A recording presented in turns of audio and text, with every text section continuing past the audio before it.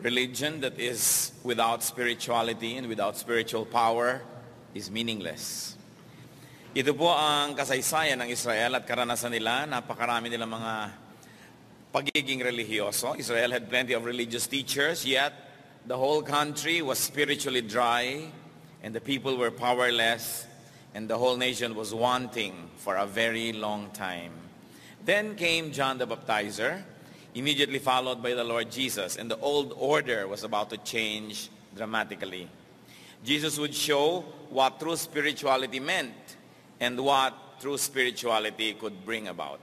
Ito po ang tema ng pag-aaral natin ngayon, the marks of God-ordained teachers. At tayo po yung manalangin, ipakipanalangin nyo po unang-una isang taong kilala nyo ngayon at kasama dito. At panalangin din tayo para sa isang di nyo masyadong kilala o talagang hindi nyo kilala, nakikita nyo lamang.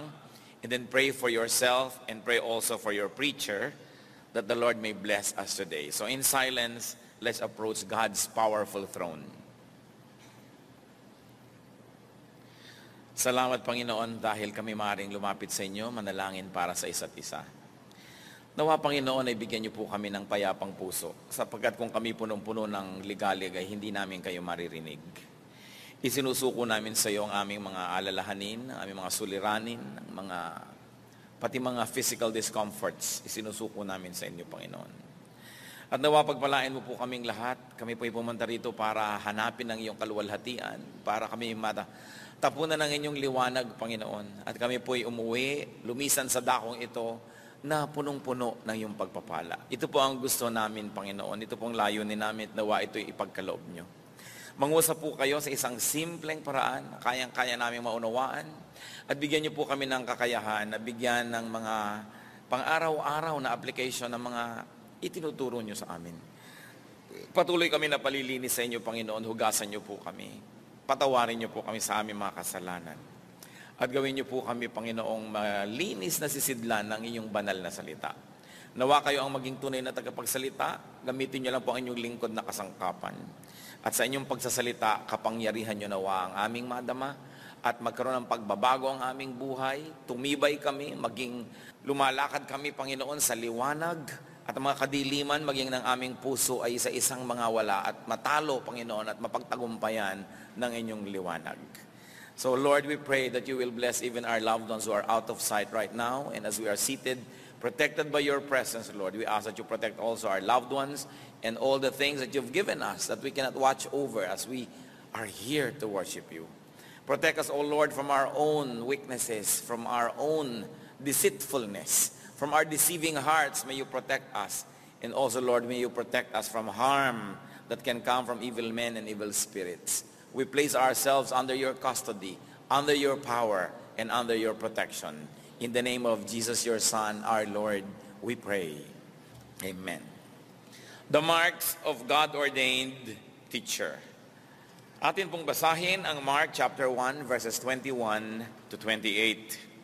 They went to Capernaum, and when the Sabbath came, Jesus went into the synagogue and began to preach. The people were amazed at his teaching, because he taught them as one who had authority, not as the teachers of the law.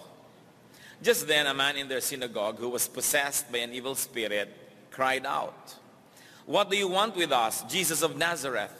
Have you come to destroy us? I know who you are, the Holy One of God." "Be quiet," said Jesus sternly. "Come out of him." The evil spirit shook the man violently and came out of him with a shriek. The people were so amazed that they asked each other, "What is this? A new teaching, and with authority. He even gives orders to evil spirits, and they obey him." News about him spread quickly over the whole region of Galilee. And may the Lord add blessings to the reading of his holy word. So what did we learn about Jesus? First of all, he taught. And he taught in time, according to the time, to the need, and to the occasion.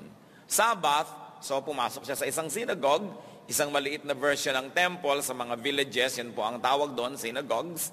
And of course, he taught in the right place. At the time, he observed proper timing and proper placing. And what did he do? He taught amazingly.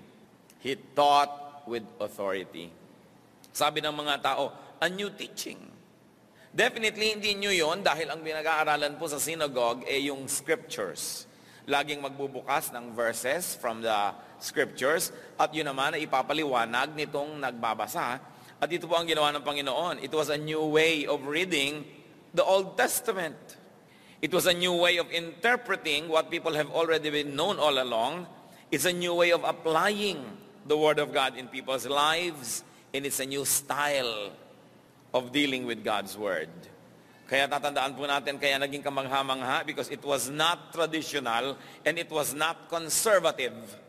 Merong mga tao, iniisip nila, basta traditional at conservative, pwedeng sambahin.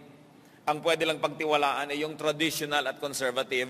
Samantalang kitang-kita natin dito na namangha ang mga tao dahil sabi nila, what a new way, a new teaching, a new way to look at the old Bible. Kaya ito po isa sa mga qualities ng isang guro, isang mangangaral na talagang magagamit ng Panginoon sa panahon at sa lugar na pinaglagyan sa Kanya. Because the God-ordained teacher has a new reading, a new interpretation, a new application, and a new style. But based only on the old and reliable Word of God. Pero hindi yung the same old story, the same old script, the same everything, na akala ng mga tao, ligtas na ligtas tayo pag walang binabago at tradisyonal ang lahat. Samantalang sabi ng Panginoon, you have heard that it was said A, but I'm telling you it's B. You have heard that it was said, you shall not commit adultery, but I'm telling you this is what it means. You have heard that it was said, you shall not kill, but I'm telling you this is what it means. Because the temple and all the religious people of the Lord's time and all the times immediately before that have been so traditional with their reading na wala nang talab, wala nang epekto sa tao. Kaya ngayon parang nakakagimbal at nakakagulat ang turo ng Panginoon. Pero nakabase lang naman doon din sa nakasulat na salita ng Diyos. So, while we should beware of outlandish new things, we should also beware of petrified and fossilized traditions and conservatism. Tandaan po natin, naging epektibo ang Panginoon hindi dahil siya ay conservative, kundi dahil siya ay merong newness and freshness. There was a fresh wind that was blowing from heaven to the stale winds of Israel. Now, how was the authority of his teaching tested and proven? Kasi sabi, a new teaching and with authority. Probably it's a new idea, not a new word of God, not a new revelation, but an old revelation with a new application and a new style of delivery. Paano po nalagay sa pagsubok? At paano sinubok kung talagang may kapangyarihan itong pagtuturo ng Panginoon at ang Panginoon bilang mangangaral? Well, merong isang member ng synagogue na yon, member ng church na yon, yun pala tinitirhan ng masasamang espiritu. There was a man in the synagogue who was controlled by an evil spirit. Can you imagine, one of them, a member of the synagogue, was demon-possessed? Punong-puno ng tradisyon, punong-puno ng kadadasal, punong-puno ng conservatism, yun pala inaalihan ng masamang espiritu. So it tells you that just tradition, going to church, being religious is no guarantee that the devil cannot possess you. So ito pong tao na ito na tinitirhan ng masamang espiritu ay biglang nagsisigaw sa katahimikan ng lahat, nadinig siya siyempre, and the man asked aloud, anong gusto mo sa amin, Jesus Nazareno o Jesus na taga Nazareth? Ikaw ba'y dumating na upang puksain kami? Kilala kita, ikaw ang banal na katangi-tanging anak ng Diyos. You should remember that none of the normal religious people recognize the Lord. It took an evil-possessed person to do that. The demon-possessed man did recognize the Lord, and he asked if the Lord had come to destroy them. Sino kaya yung them? Sabi, dumating ka ba, Jesus, para kami puksain? Ibig po niya kayang sabihin, siya at ang mga kapwa niya masasamang espiritu, o siya at ang mga kasama niya sa sinagog na yon, o siya at ang buong religious system na wala namang talab, walang kapangyarihan, at wala namang napapalayo mga tao. Kasi kung may napapala po sila doon sa kanilang old religious system, bakit may possessed? Samantalang ang talagang pakay ng salita ng Diyos ay para ang espiritu ng Diyos ay manahan sa puso ng tao. Pero kung ang nananahan doon ay masasamang espiritu, relihiyosong-relihiyoso ka, ibig sabihin, walang katuturan ng iyong tradisyon, walang katuturan ng iyong relihiyon. Isang malinaw na malinaw pong makikita natin dito. And going back to the Lord Jesus Christ as teacher, Jesus taught with authority and He taught with power. Hindi puro daldal, hindi puro debate, hindi puro pagmamagaling, hindi puro magagandang salita, but He had power. In fact, it was proven because He had authority over evil spirit. At nung nagsasalita itong taong inaalihan ng masamang espiritu, the Lord commanded the evil spirit to be quiet. And the Lord commanded the evil spirit to come out of the man. Sa niya, manahimik ka at umalis ka sa taong iyan. Walang mga trumpeta, walang mga drama. The spirit obeyed. Amazing power. And because of that, the people were amazed even more with such a powerful teaching and authority, and they spread the news about the Lord. So many demon-possessed people in a deeply religious country. Napansin niyo po ba? Pag binasa niyo ang Matthew, Mark, Luke, John, tad-tad ng mga istorya tungkol sa mga taong inaalihan ng mga masasamang espiritu, samantalang sila yung mga Israelites. Ipinagmamalaki na sila yung mga apo ni Abraham. Ipinagmamalaki na nasa kanila ang templo, ang mga utos ni Moses. Ipinagmamalaki ang kanilang mga tradisyon, ang kanilang mga kaugalian. Israel yan, ang daming possessed. Kasi ang bayang Israel, bagamat may pabor na ibinigay ang Diyos, isa sa mga pinakamasuwayin at pinakamatitigas ang ulong bayan. Basahin nyo lang ang Bible, alam nyo na. Kaya nagtataka naman ako, mayroong bagong lagnat ngayon na kumakalat sa buong mundo. Sobrang pag-idolize sa Israel. Sobrang paghanga sa kultura ng Israel, sa wika ng Israel, sa mga pista at mga kaugalian ng Israel. At itinuturo na ngayon sa lahat ng Kristiyano sa buong mundo ang bagong lagnat na ito. Magpaka-Israelite tayo. Gayahin natin at kopyahin ang mga pista ng Israel. Gayahin natin ang kanilang mga wika.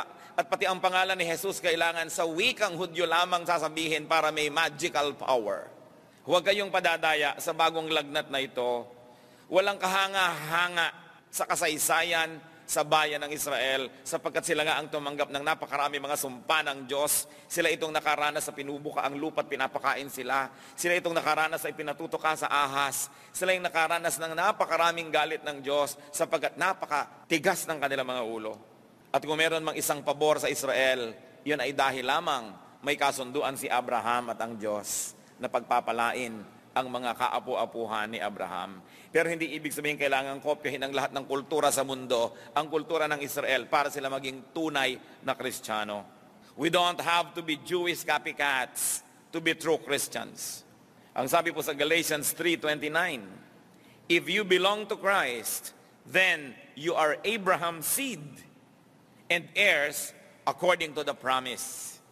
Galatians 3:29. If you belong to Christ, then you are Abraham's seed and heirs according to the promise. Ano pong sinasabing napakalinaw? Kung ikay nakakristo na, ay ikaw ay anak na rin ni Abraham.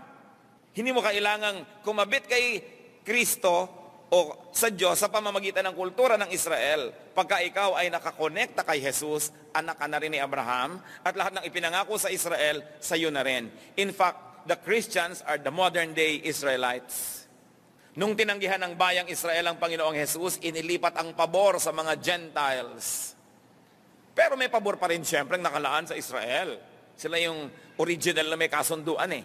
Pero ang sinabi sa Galatians 3:29, pag tinanggap mo si Kristo sa iyong puso, si Kristo na ang iyong Diyos, na kay Kristo ka na, ganun ka na rin, Israelite ka na rin sa tingin ng Diyos. Meron na rin kasunduan at kasama ka na sa mga beneficiaries ng kasunduan na yon. So hindi na natin kailangan magsandalyas tulad ng mga Israelites. Hindi na natin kailangan kopyahin ang kanilang mga pista. Hindi na natin kailangan banggitin ang pangalan ni Jesus sa kanilang original wika, sapagkat a rose by any other name would still smell as sweet. And the name of the Lord in any language would be as powerful because that is the name that refers to the name of Jesus. Huwag tayong padadaya sa bagong umuuso na naman ngayon. Dati pinagawa tayong dapat Amerikano ka para maging totoo kang Kristiyano. Una nga, dapat maging Kastila ka para ka maging Kristiyano. Ngayon, maging Amerikano ka para ka maging Kristiyano. Maging Koreano ka para makapagdasal lang totoo. May bagong uso na naman ngayon. Kailangan maging Israelite ka naman.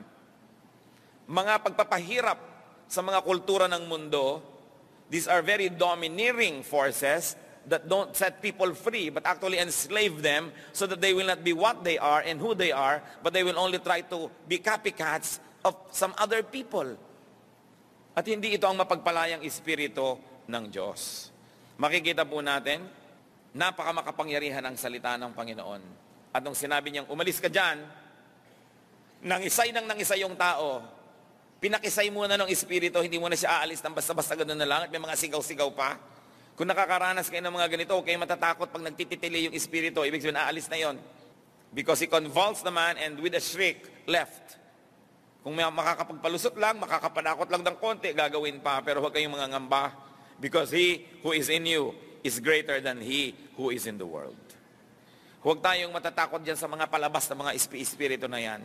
Yan ay nagpapalusot lamang. What conclusions can we make? The true heavenly and spiritual power is manifested in words. It is also manifested in works. Ang tunay na nagtuturo mula sa Diyos ay magaling ang bokadura, magaling magsalita, subalit magaling din sa gawa. The true heavenly and spiritual power is recognized by spirits, and very especially by the spiritual people, by spiritual people. And true and heavenly power is appreciated by people. Yung mga taong sanay na sa walang kalatoy-latoy na turo, yun na lang nang yun, everyday, yun na lang nang yun, boring na, no? May kapangyarihan, may talab, at ipinamalita nila sa iba. Pag tayo po ay nakakaranas ng katuruan na talagang humihipo sa ating puso, alam natin nagmula sa Diyos, at napagpapala tayo, anong susunod na natural gawin? Ipamalita. Dalhin ang mangangaral o dalhin ang mga tao sa mangangaral para sila man ay makaranas ng isang pagpapala. Yan ang the most natural thing to do. Subalit ano ang ginawa ng mga Pharisees, anong ginawa ng mga Sadducees, anong ginawa ng mga religious people, ng mga priest, nung marami na nakikinig sa Panginoon, nag-umpisa na sila na magkalat na masasamang balita tungkol sa Kanya, pinagbawal nila na sunod-sundan tong si Kristo, at hanggang ipinapatay nila ang Panginoong Jesus, sapagkat sila ay naninibugho. Nagseselo sila. Yung mga taong ayaw nang makinig sa kanila dahil walang napapala, pinipilit nilang makinig pa rin sa kanila dahil hindi naman nila gustong ang mga tao ay mabless. Ang gusto lang nila, magkaroon sila ng audience. Pinipigil ang mga tao na lumago. Pinipigil na maghanap ng katotohanan. Pinipigil na makinig kung saan nabe-bless. Dahil ang mas mahal nila ay sarili at hindi yung mga tao. Kasi kung ang mahal mo yung mga tao, di hahayaan mong makinig kung saan lumalago. Pero lumalago doon, pinipigil, pinipilit. Dahil ang gusto, magkaroon lang ng mga audience. Ganun po ang karanasan ng mga tao noong araw sa Israel. Kaya ang Panginoon, ipinapatay. Si John the Baptizer, ipinapatay. Sapagkat naninibugho ang templo na nababawasan na sila ng members at nagpupunta kung saan nabe-bless. Wala na pong mga bago sa mundo ngayon. Lahat ng ito'y nangyari na nung mga panahon ng sinusulat ang Biblia.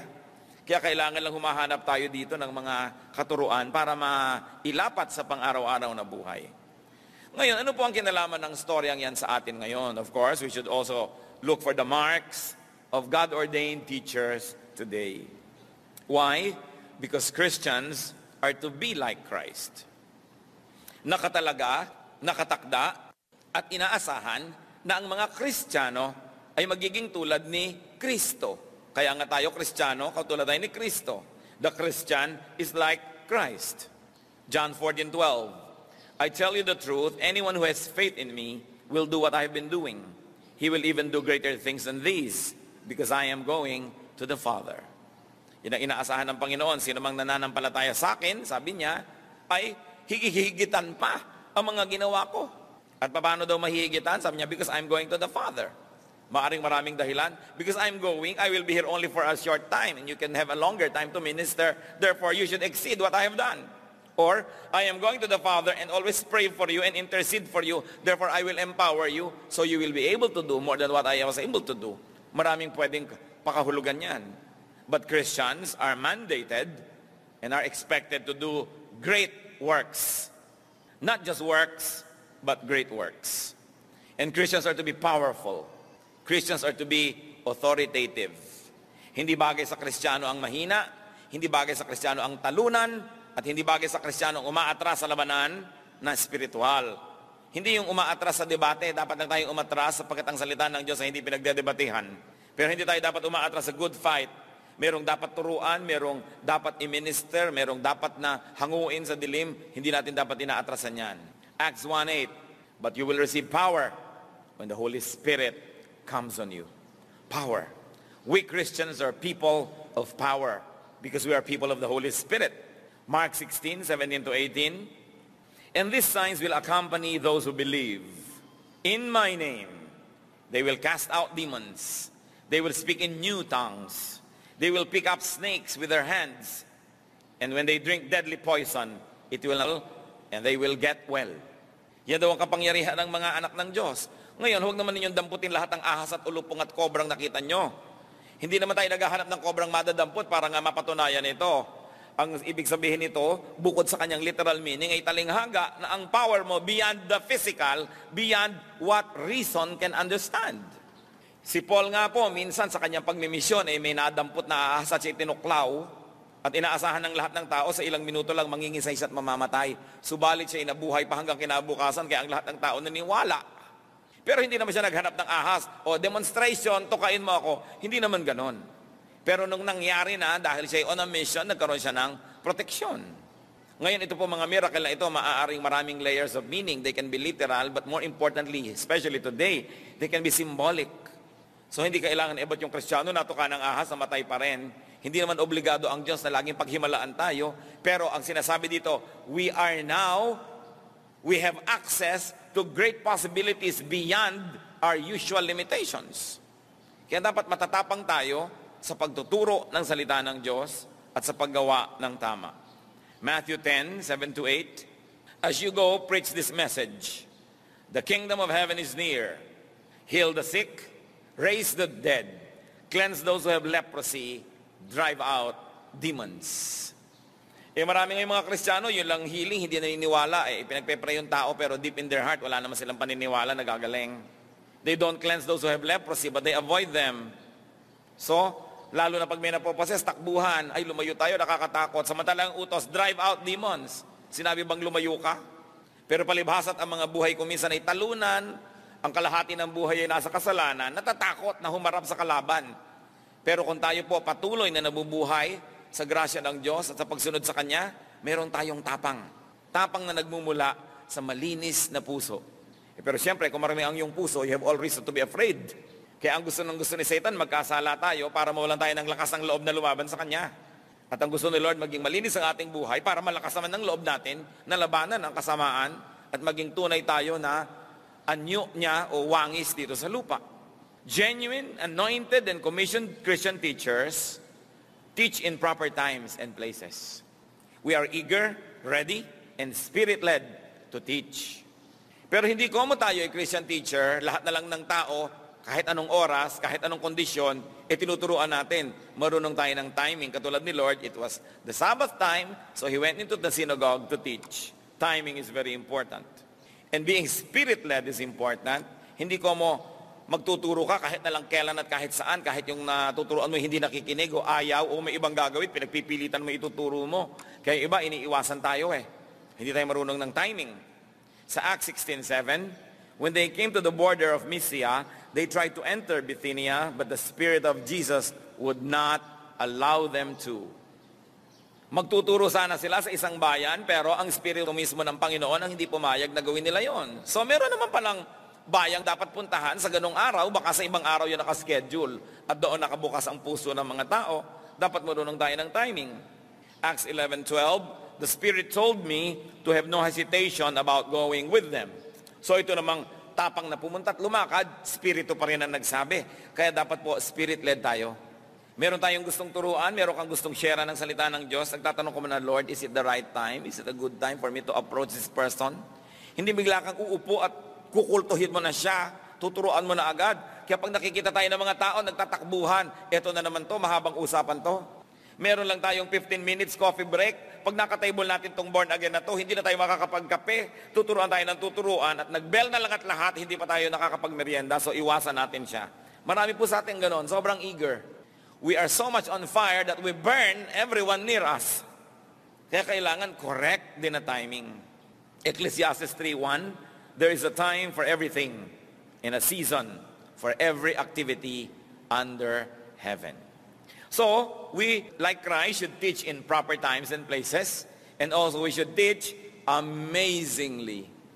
The content, the conviction that goes with it, and the communication skills that carry the message should be amazing. Christian teacher ka, pagkatapos ang hina-hina mo magsalita, para kang ipis. Christian teacher ka, tapos wala kang kalatoy-latoy magkwento. Christian teacher ka, pero walang sense ang pagtuturo mo, walang notes, walang organization, walang makakapagsabi pagkatapos mo ng Bible study, hindi nila masabing, Amen, amazing. Kundi ang sabi lang, Amen, salamat na lang, tapos na. At sabi sa katabi, hindi na tayo babalik dito. Kung ang lahat ng mga Kristiyano ay magiging convicted tayo, talagang improve ng ating knowledge. Lagi mag-research, mag-aral, bukas ang utak natin sa current events. Ini-improve natin pati ang ating grammar, ang pagsasalita, ang itsura ng iyong muka, ang itsura mo rin. Nagtuturo ka sa kabaitan ng Diyos, pagkatapos dura ka ng dugo dun sa kandungan ng estudyante mo, hindi siyempre maniniwala. Kailangan tinitingnan natin yung sarili natin na presentable ka, maayos ka, kasi amazing dapat. And we have to teach authoritatively. True authority doesn't come from education, although it gives you some confidence, and sometimes it gives you good background to stand on. But true authority comes from a holy life. Kailangan para maging effective teachers tayo ay banal. Kailangan ang lakas ng ating turo, hindi nanggagaling sa ating pagiging madrama na magsalita, although nakakatulong yon. Hindi nanggagaling sa lakas ng boses natin, hindi nanggagaling sa iba nating mga palabas, kundi nanggagaling sa isang puso na talagang malinis at sumusunod sa Diyos. Because those who live holy lives will inevitably be empowered by the Spirit to be amazing teachers. At dapat malakas ang loob natin sapagkat tinutupad natin sa buhay natin ang mga sinasambit ng ating labi. Yung buhay na pwede mong sabihin sa mga tao, tulad yung sinasabi ni Paul sa kanyang mga tinuturuan, 1 Corinthians 4:16, Therefore I urge you to imitate me. Ang lakas naman ng loob nitong si Paul, sabihin gayahin niyo ko.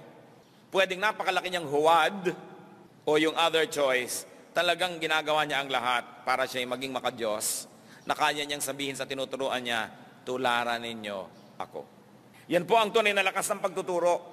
Yung sinasabi ng iyong bibig, nangyayari totoo sa iyong buhay. So we should be authoritative. And authoritative enough to unsettle, to expose, and to drive out an evil spirit. Gaano karami ng tao ang tumayo sa harapan ng sinagoga na yon at nagturo ng nagturo, hindi man lamang naligalig ang masamang espiritu. Member pala doon, luminga kayo sa inyong katabi. Ha? Kasi noon, member nila, possessed. Pero kahit anong teaching ang nangyayari, baliwala lang. Pero nung Panginoon ang tumayo, naligalig yung masamang espiritu at hindi niya natiis na hindi ibudyag ang kanyang presensya doon. Nagsalita talaga siya. Heaven-sent teachers bring about healing and deliverance. Ngayon, pwede natin sabihin, Pastor, hindi naman po ako possessed. Yung katabi ko, hindi naman possessed. Pero alam nyo, ngayon ang makapangyarihan na turo ng Diyos, nauusig yung mga tira-tirahan na gawa ni Satan sa ating buhay. Yung mga patuloy na nandyan pang konting bahagi niya, bagamat napalaya sa natin yung marami, pati yon ay nabubunyag, pati yon nagigilty ka, pati yon inuusig ang iyong puso para lumabas at nang mapalayas. Kaya pag effective ang turo ng mga ngaral, sasabihin ng bisita doon sa nagdala sa kanya, ikinuwento mo yata ang buhay ko, parang akong pinag-uusapan na. Ako yata ang tinutukoy. Kasi ibig sabihin, may kapangyarihan yung salita dahil tinatamaan yung dapat tamaan, bullseye yung dapat na tudlain, at ang nagiging bunga, ikaw ngayon ay gagawa ng paraan na palayasin yung espiritu na yan sa pangalan ng Panginoon. Kaya sabi, na-bless ka. Pero yung atin ka, na-entertain ka lang, o na-bore ka pa nga, walang katuturan. Dapat umuwi kang duguan, durug-durug, lasog-lasog, bali-bali ang iyong buto, dahil ang salita ng Diyos respects no one. God is a respecter of no persons. When the preaching of God is given in the power of the Holy Spirit, conviction happens in the hearts of the hearers. Kaya yung mga totoong Kristiyano naman, nabugbog na nga, napagalitan na nga, sasabihin pa, thank you po, na-bless ako. This is the true spirit. Hindi yung, ako yata ang tinutukoy ng pastor na ito. Yung, hindi na ako babalik dito. Yan ang espiritu ng demonyo. Sapagkat kaya nga tayo napasusuri sa salita ng Diyos para tayo magamot ng salita ng Diyos. Ngayon, wala man lang nakita sa diagnosis, hindi man lang nakita yung mga sakit, di bali wala. Nakatago lang pala yung sakit. Kaya mahalaga yon. True heaven-sent teaching brings about healing and deliverance. Acts 10:38, how God anointed Jesus of Nazareth with the Holy Spirit and power. And he went around doing good and healing all who were under the power of the devil because God was with him. Mga kapatid, isa pa po ito na palatandaan ng isang tunay na mangangaral ng Diyos. Punong-puno rin siya ng mabubuting gawa. Hindi lang ng mabubuting salita. Tingnan niyo po ang sinabi dito, the Lord, because he was anointed and empowered by the Holy Spirit, went around doing good, healing people, because God was with him. Hindi lang idinidisplay ang alam sa theology, hindi lang idinidisplay ang runong sa Biblia, kundi punong-puno ng mabubuting mga gawa. How do we earn the right to be heard by our relatives, by our loved ones, when we are full of good works? Then we earn the right to be heard. Hindi yung akala mo kung sinong magturo, akala mo kung sinong magaling, wala ka namang ginagawang kabutihan sa kapwa. So God-empowered teachers are amazing in words and in works. They're amazing in knowledge and spiritual power, especially sa spiritual healing. Matthew 7:16, by their fruit, you will recognize them. Mga kapatid, napakahalaga po nitong verse na ito, Matthew 7:16, by their fruit, you will recognize them. Ito po direct words of the Lord Jesus Christ, at ang tinutukoy dito mga religious leaders. Mahalaga po, lalo sa ating panahon, na marunong tayong sumuri ng mga totoong lingkod ng Diyos. Lalo ngayon, may radyo, may telebisyon, mayroong CD, may VCD, may DVD, may mga tape, may mga libro. Maaari tayong madaya ng mga magaling magsulat, magaling magsalita, ng maganda ang itsura, ng mga nakikita natin. Lalo po ang mga nakikita natin sa telebisyon. Huwag po natin kakalimutan na ang nakikita nyo lang sa telebisyon ay yung gustong ipakita sa inyo ng producer o ng direktor. Sapagkat ang camera ay tinututok sa dapat nang ipakita. Ang camera pwedeng i-zoom in, mag-close up o i-zoom out para ipakita ang lahat na pipili ng direktor kung anong makikita. At kung ipapalabas sa telebisyon, maaring turuan lahat yung makikita. Magpakasaya kayo, ngumiti kayo, maaring mga artista sila. Kaya tayo'y maaring madaya. Subalit ang tunay daw na pagkilatis sa tunay na mga mangangaral ng Diyos, sila'y puno ng mabubuting gawa. By their fruit, you will recognize them. Do not only be taken by good theology and good rhetorics and good communication skills, because even demonic people can have them. Sabi, by their fruits, you will recognize them. Titingnan mo ang personal na buhay at titingnan mo kung puno ng mabubuting gawa. Marami po ng mga religious leaders kaya galing-galing magsalita, pagkatapos oras na naging member ka nila, aalilain ka lang, kakawawain ka lang, kakalakalin ka lang, pasusukahin ka lang lagi ng pera, bago ka maka-attend sa kanilang mga activity, makapasok sa kanilang mga pagsamba, may mga quota, may babayaran ka, pagkatapos lahat na hikaw mo, alahas mo, ay ihuhulog mo na sa buslo.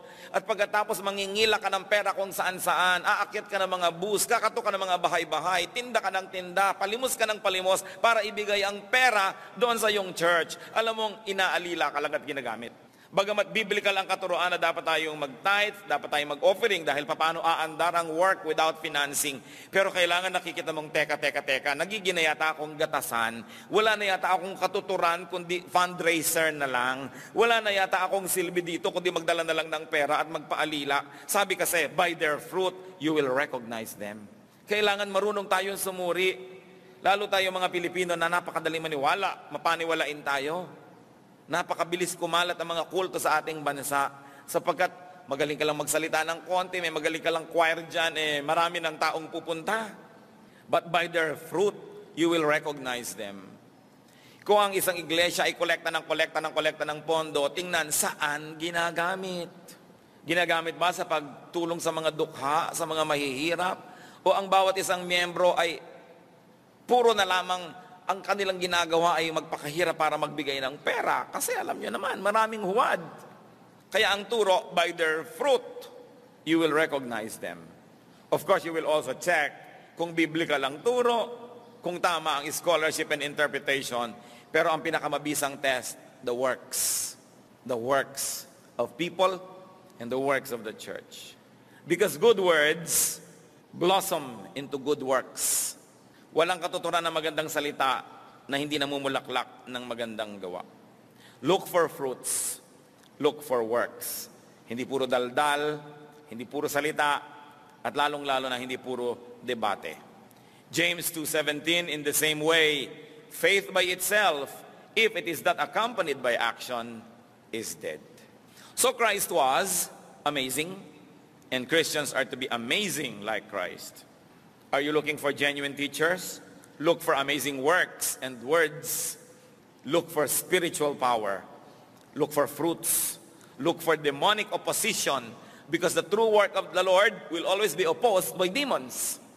Hindi tayo natatakot sa opposition at huwag pinanghihinaan ng loob pag may nang-oppose, because if you are not being opposed by demons, then you're probably one of them. So we expect demonic opposition, but we also expect demonic obedience. When the people of God speak, the demons have no choice but to obey. When you find an amazing teacher, you should learn at their feet. Mapalad tayo pag nakahanap tayo ng mga mangangaral na talagang amazing. You should pray for them, and you should protect them from attacks of people and spirits. And you should help them, equip them, build them up, and up to a great degree, imitate them in their goodness and in their godliness. At kung kayo po ay teacher, Christian teacher, at tayo ay dapat lahat ay Christian teachers, hindi natin kailangan ng classroom or ng official class para maging teacher tayo, sapagkat ang lahat ng naturuan ni Kristo dapat din maging tagapagturo sa iba, sa iba't iba nating paraan at sarili nating mga audiences. Well, you're a Christian teacher, be amazing. Don't just be a teacher, be a Christian teacher, meaning you are amazing, because you are a wonderful person. Psalm 139 verse 14, I praise you because I am fearfully and wonderfully made. Your works are wonderful. I know that full well. Kaya huwag natin sabihin, ako po'y kimi, ako po'y ganito lang, ako po'y ganyan lang. Nilikha ka ng Diyos, at ang Diyos hindi lumilikha ng basura. Ang Diyos hindi lumilikha ng walang kwenta. Kaya huwag sabihin, wala naman po akong kwenta, mananahimik na lang ako sa sulok. It's not true, because the works of God are wonderful. And we are the works of God. We were made in God's image. So be the amazing version of yourself. Maglalakad ka na lang, huwag na yung huhukot-hukot. You can walk tall because the Lord made you. Hindi ka mayabang, hindi ka proud, pero dignified. Magtuturo tayo, maghanda tayo. May gagawin tayo, gandahan natin, galingan natin. Dahil mga anak tayo ng Diyos, hindi pwedeng pwede na yan. Alisin natin sa ating bokabularyo yung pwede na yan. Dapat the best. Because God is the best. In His works, His people, His ministry must reflect His excellence and move in power and authority. Luke 10:19, I have given you authority to trample on snakes and scorpions and to overcome all the power of the enemy. Nothing will harm you. Pangako ng Diyos.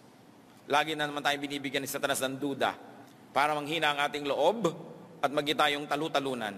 And very importantly, Christians, deliver people from demonic control, from oppression and disturbance. Whenever you enter a room, whenever you go into a house, whenever you preach or teach, you must be able to disempower the enemy.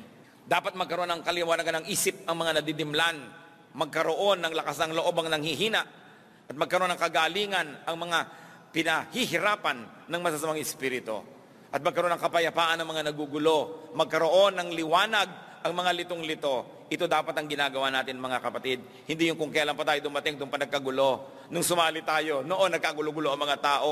Kailangan tayo ay laging blessing and set people free, because the world is in bondage to the devil. Nakita ninyo sa loob ng synagogue, may possessed. Ganon kawalang kapangyarihan yung relihiyon nila.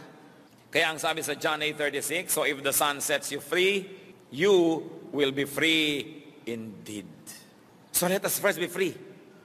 And be free to serve, so that when we serve, people can also be free. Allow the power of God to use anointed teachers so that we will all be more and more like Christ. And do not resist the work of the Holy Spirit done through anointed teachers. Pag nagkaroon tayo ng inspiration, understanding, guidance, sundin na natin agad. Pag nakarinig tayo ng magandang katuruan, huwag na natin ipagpaliban ng pagsunod sapagkat ang pinakamalaking pandarayan ni Satanas ay una, huwag nating marinig ang tama at totoo. Pangalawa, pag narinig natin ay pagdudahan natin. Pangatlo, kung pinaniwalaan natin ay kanyang patagalin ang ating pagsunod to delay us to the point that we forget. Then wala ring nangyari. The power of God and the declaration of it still accomplishes nothing until they become good works in our lives. One good action is better than 1,000 good intentions. Do not intend to be godly, but be godly. Do not intend to depart from a life of sin, but depart. Do not intend to do good, but do good. Sapagkat pag nangyayari yun, tumatalab sa atin ang gawain ng mangangaral. I think one of the foremost titles of Jesus is that He is Rabbi, He is Teacher. So we should all be little rabbis, although siya lang yung totoo, but we should all be like Him. Sino po ang pinatuturuan sa inyo ng Panginoon? Tapos hindi natin maturuan dahil yung patotoo natin kulang.